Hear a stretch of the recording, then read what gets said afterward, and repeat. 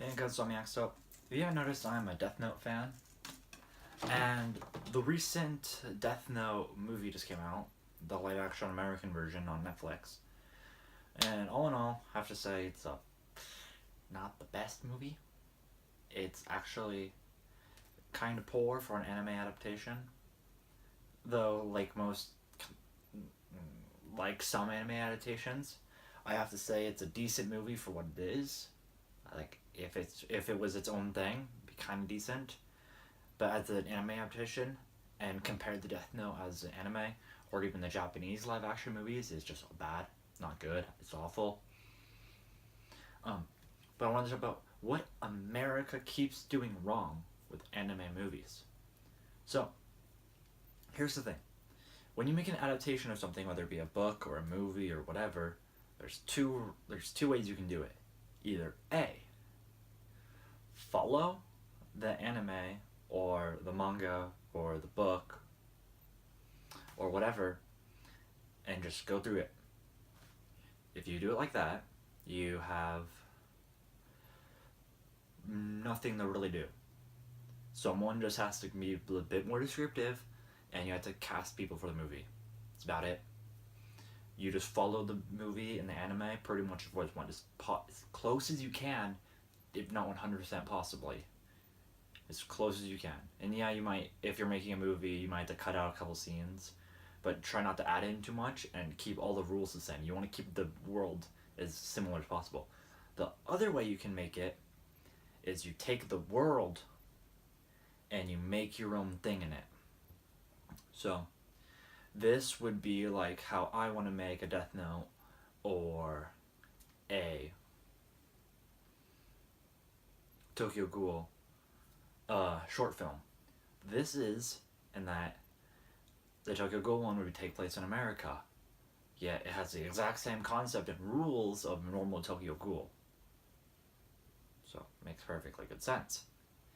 Now, if they wanted to make a Death Note film, they could have just done what I want to do and make a completely separate story about a Death Note ending up in Earth. It happens all the time. Well, not all the time, but it happens in Death Note. They talk about how it's happened before. So they could just be like, hey, this kid, his name's Timmy Turner, because the last name's Turner in the Death Note film. This kid's name is Timmy Turner. Very odd parents. This Piotr, he gets a Death Note, and he kills people with it, and he does bad stuff. Don't incorporate Kira, don't incorporate Light, don't incorporate L, blah blah blah blah blah. Don't incorporate any of that. If they had just changed the names and either made it like a sequel to Death Note, it would have been 1,000 times better.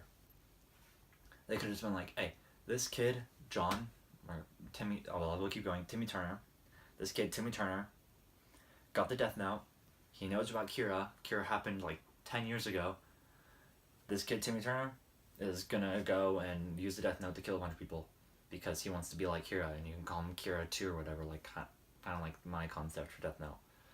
Then you can have Nier, or some other person like L, because we know there's more than one, and there's L successors. So like Nier and Mello, if you've seen the manga, or if you read the manga or seen the anime, either of those work perfectly well. You can just take the concept and make your own complete world, which we've seen in a couple of animes and movies and stuff, where they take the base concept and they make their own thing.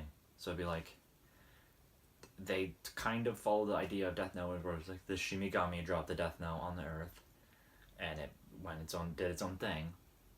So then you follow that logic, and stuff happens.